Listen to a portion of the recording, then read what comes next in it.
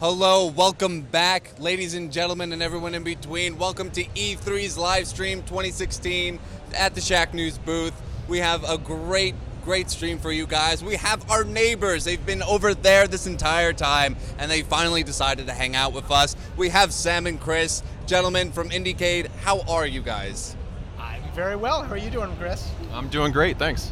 It is the last day of E3. Are you guys feeling it as much as I'm feeling it right now?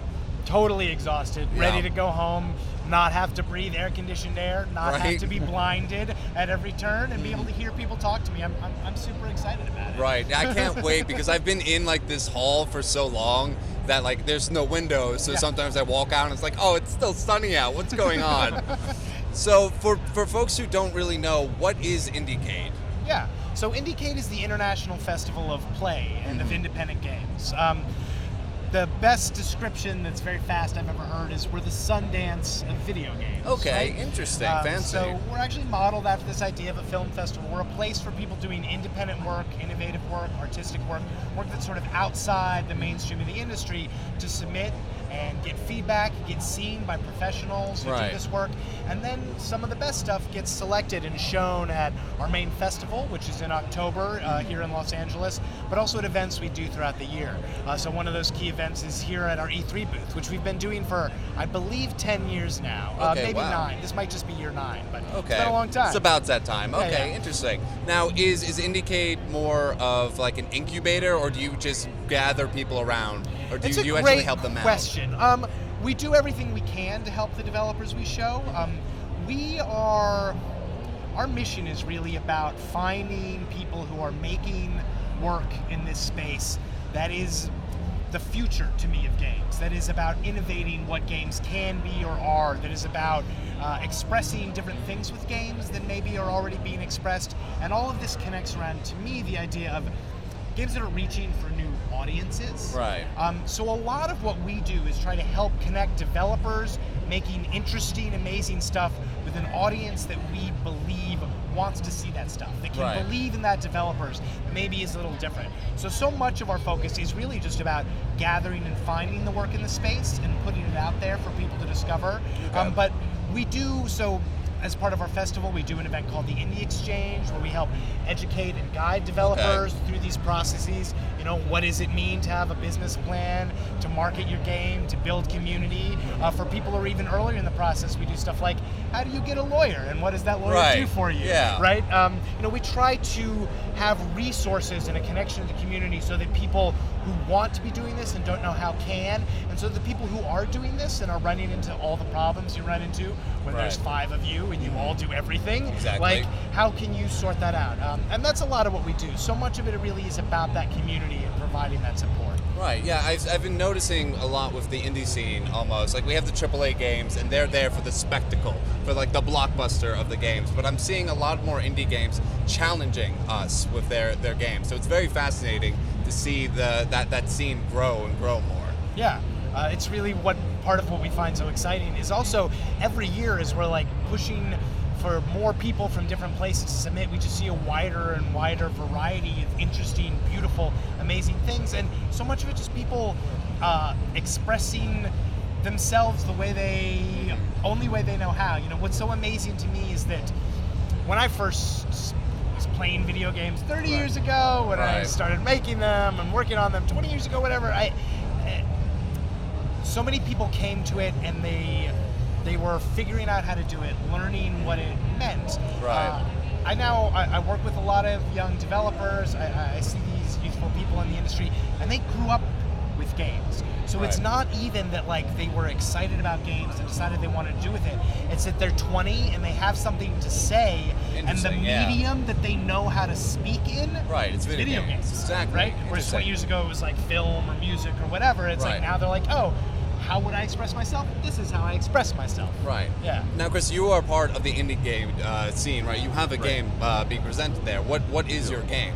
The game is Abduction. It's by Cyan. It's the original creators of Mist and Riven, which is another classic indie game from many years ago. Well, I often think of Myst as like the root inspiration for a lot of what we do. You know, when Myst first came out in the 90s, and I remember because I was like a gamer in high school, and Myst came Right. out, and like up until that point in my life, I would go to school and like my dude friends and I might like talk about a video game and everybody like blah. And like all of a sudden I would go to school and the young women that I was friends with, the people that I like did theater with, the people that were doing not video games would be like, I hit this puzzle and missed last night and like, oh my God, I don't know how to do this. And it was like amazing for me at that age to think, oh, there's no reason games are just for like these people who currently play games, right? All these people want to play this stuff, and like that is to this day what to me IndieCade is about, and like Cyan just embodies that on such a deep level.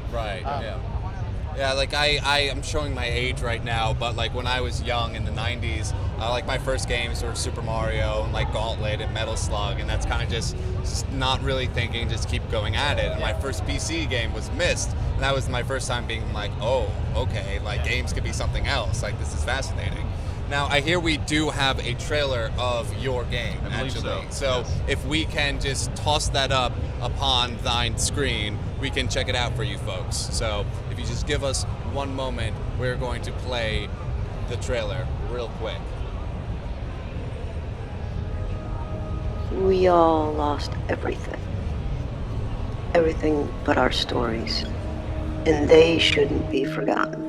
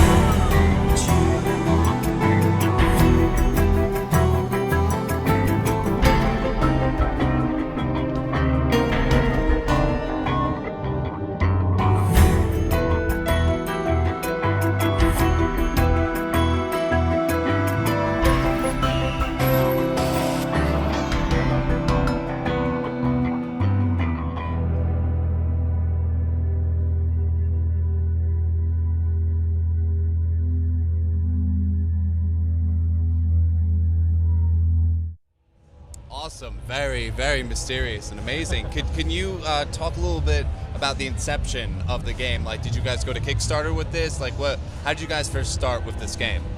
Yeah, it's a Kickstarter project. We went to Kickstarter with it. It was an idea that the creator Cyan had many years ago. Okay. And kind of always there in the back of his mind. And then when Kickstarter came on the scene and provided this incredible new opportunity for indie developers to be able to get their visions out there, make them a reality. We thought now's the time. Let's go ahead and make this happen. So yeah, it worked out really well. Awesome. Now I know that was a teaser trailer, but could you go in a little in depth about what's going on in Abduction? Sure.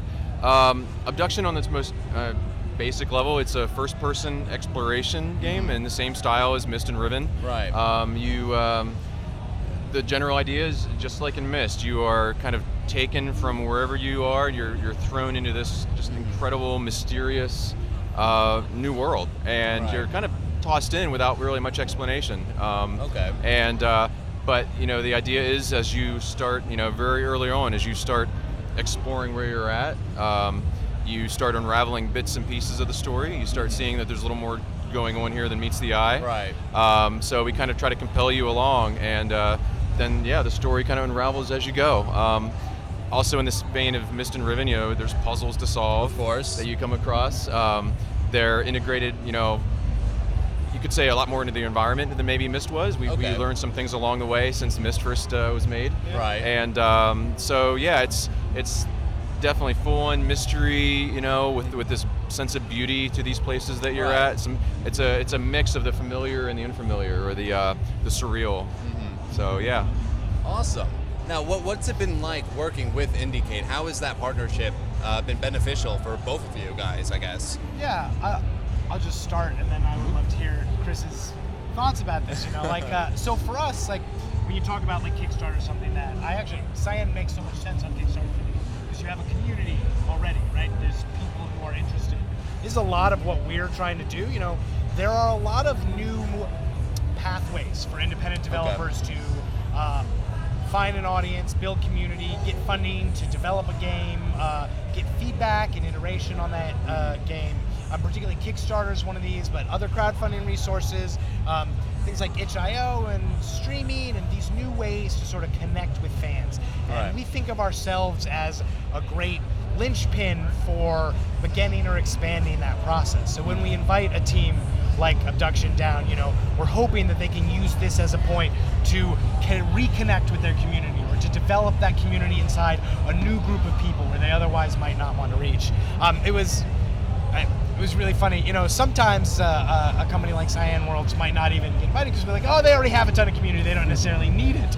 But for this year, one of the first things, we do a jury process for all of our games. Okay, interesting. And that selects our main nominated games at the festival in October. Okay. But then we do curated exhibits throughout the year. We do IndieCade East in New York.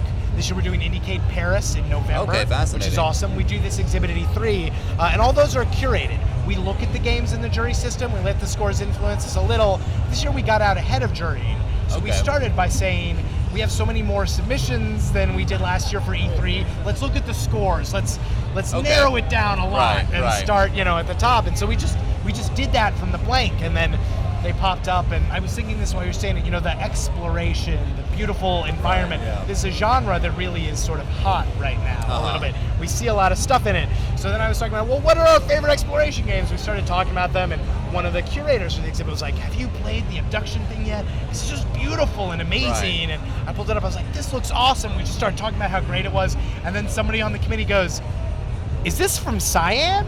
And I was like, it's from whom? And they're like, Cyan Worlds. I was like, you mean the people who made Myst? And they were like, yeah. And I was like, oh shit.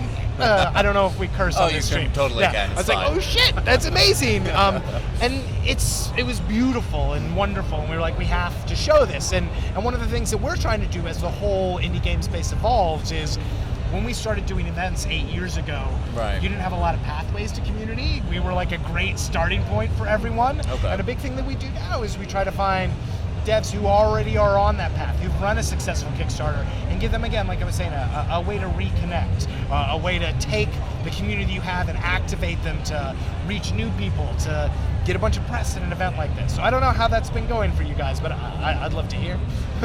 It's been going great. I mean, IndieCade has been a wonderful opportunity for to be here, to be a part of this. Everything you've said is exactly the way we see the indie scene. The opportunities are amazing. To have that outlet and that support.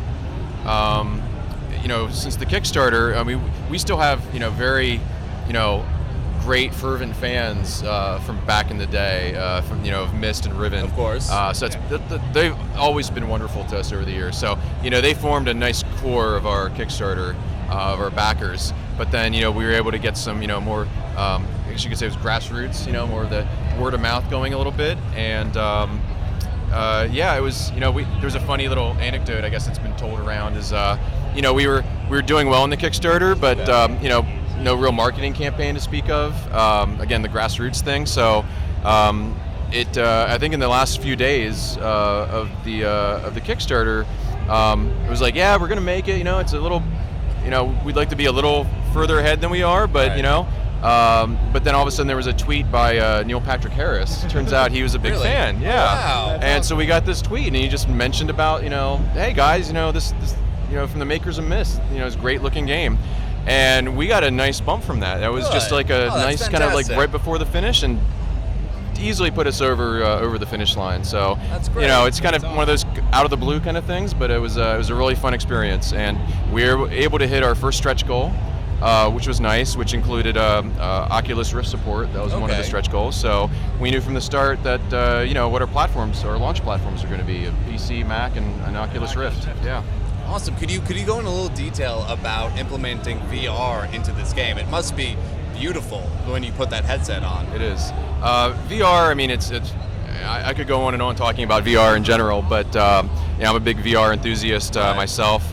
But this kind of game is so amazing in VR. It really lends itself so well. As we were saying, the exploration that you do, it's slower paced. I mean, you're not running through corridors. It's not that there's anything wrong with those games. I definitely love all games, but there's something to be said for something a little slower, a little more. It pays you to pay attention to detail. There's a lot of incredible artistry in these games, and and even in the action games, but you're running through those so fast you just can't even enjoy them or see a lot of the great artwork that's been done. Action isn't to explore and look at stuff, whereas in a game like this, the core activity you're engaged in is like, I want to look at all this stuff and see all the beautiful details, and in fact sometimes the puzzles are in the details, right? So you have to pay that extra attention. It really helps draw you in, I think, a little more to the world, or at least that's our goal anyway, is to really make you feel like you're a part of it. And to go back to the VR, that's what VR is all about. What incredible new way to, for the first time ever, more than ever, is to feel like you actually are in a different place. Right. And the places we're making are, again, the familiar with the unfamiliar. It makes it really intriguing to be there. It's not completely alien, the worlds in this game. But it definitely has strong elements of that, and we kind of add that more as you go through the course of the game. So we want to make it a very comfortable start, both in the comfort of VR as well as just the design and the experience that you have. So it's been a great match. Awesome. Now I want to jump back to the IndieCade thing, because you mentioned a jury for IndieCade, and that was like, that's really interesting. Could you tell us what's it like doing the jury process of this? It's insane because we get a lot of submissions at this point. When we started, we got like 50, and I was the jury. Right. Okay. And year by year, we've got more submissions and a larger jury. Our jury is primarily made up of developers who've been in the festival. So the people who showed games in year 1 juried the games in year 2, and we grow through that method. One of the most important things about the jury for us is we want there to be value at every level of being involved in IndieCade. Okay. So if you submit, and even you don't get selected, right? You just submitted your game, and we only pick 36 nominees, right? Okay. And last year we had 1,300 submissions, I think. Okay. So it's a low, but everybody who submits gets 3 or 4 pieces of feedback from the jury. Okay. So every one of our jurors is asked to play the game, consider it seriously. They do scores and feedback for the curators and the chairs that they use to decide what's getting in. But then they also write feedback to the developer. I liked this. I didn't like this. I think you might be able to improve by doing this. It's also why we encourage games to submit at every aspect. We don't say, only your finished title, right? We'll take a prototype. We'll take a vertical slice. We'll take an alpha and try to give appropriate feedback for that point in the process. And that makes doing the jurying feel much more worthwhile. You feel like you're not just judging someone, but you're giving value to them.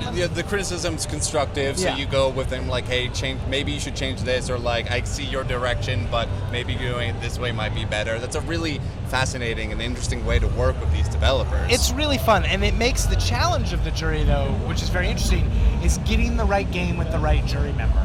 And that starts at, do you have the right technical platform, right? If you're jurying Abduction on the Oculus Rift, and I've assigned it to you, and you only have a cell phone, that's not going to work, right? But then it's also, is this juror interested in games in this field? Do they have specific insight that can be of value?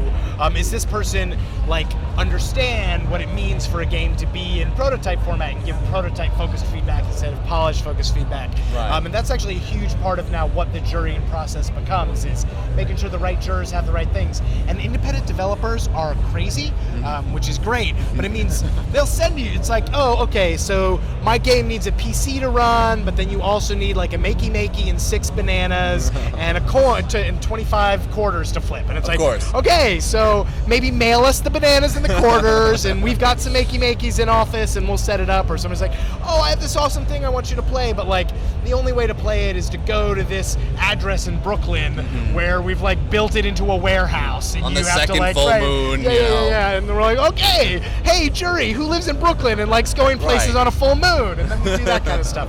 So that's like a challenging process. And I'm a game developer, and so we iterate it every year, Right. right? And do it, see if it works, make it better. And that's it's great. It's a huge part of again, like the value I see us providing to developers, and that's the core of the mission, right? Is like Right. help the developers do these awesome things that they already want to do.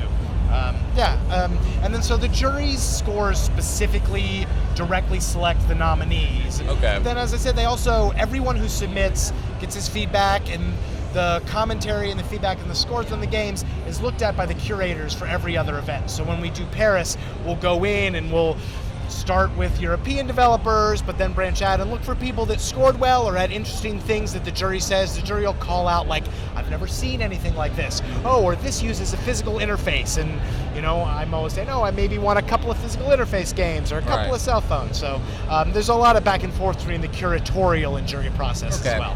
Awesome. Thank you guys so much for coming onto my stream. Real quick, for people that want to know more about your game, where can they go to check it out? Abduction.com. Okay. And I believe that's the website. I don't Yeah. actually know off the top of my head, but certainly doing a Google search for Abduction will lead you the right way. We have a Facebook page, YouTube, Okay. the video, and there's also lots of great press that we've been getting from the show here. Yeah, you guys won an award, didn't you? Or you're nominated. We've been or nominated waiting? for Yeah. some awards, Oh, so that's that's fantastic. very exciting. Yeah, Congratulations. PC Gamer Awesome. Best of Show nominee, and I believe there's a number of others. So Awesome. it's been a great show for us. We're really Good. excited. So definitely getting the word out there more. Being an indie, there's some indies don't necessarily have the biggest marketing budgets in the world, certainly compared to the AAA guys. So, all this press and exposure, a lot of it thanks to IndieCade. But it's Happy to so help. helpful. Yeah.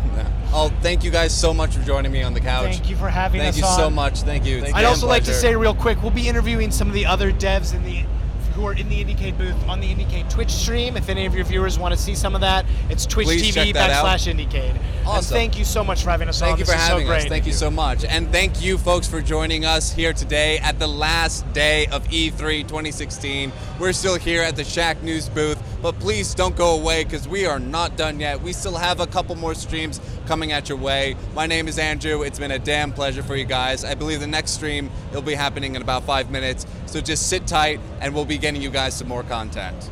So stay tuned.